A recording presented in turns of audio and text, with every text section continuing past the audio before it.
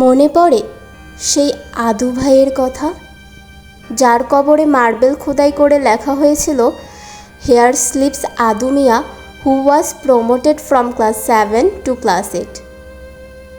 আমার তো বেশ ভালোভাবেই মনে পড়ে। আর সেই ছোট্ট মিনু, মেয়েটা উনুনের নাম রেখেছিল রাক্ষসী।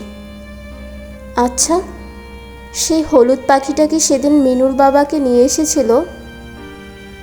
লখা কি এখনও সেই 21শে ফেব্রুয়ারিতে রেল লাইনের পাশ ঘেঁষে হেঁটে যায়?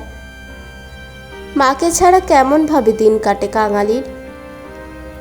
মাটির ভেপুর সেই ছোট্ট অপু আর দুর্গার কথা কি ভুলে থাকা যায়?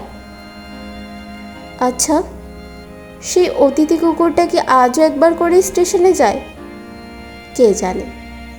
সেদিন স্টেশনে শুনলাম কল্যাণী ডাকছে, বলছে, শিগগিরই উঠে পড়ো, এই গাড়িতে জায়গা আছে। এই গল্পগুলো আসলে ভুলে থাকা যায় না।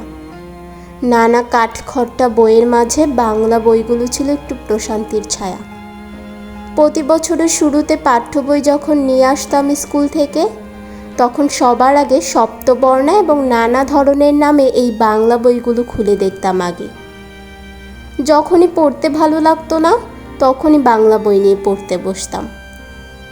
বইয়ের ভাঁজে লুকিয়ে রাখা নানা উপন্যাসের কথা আমি ধুলো জমা বাংলা বই ছাড়া কাউকে কোনোদিনও জানতে দেইনি।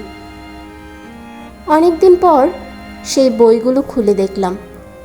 সেই অপু, দুর্গা, মিনু, লখা, বলাই সবাই ঠিক আগের মতোই আছে, শুধু বড় হয়েছি আমি।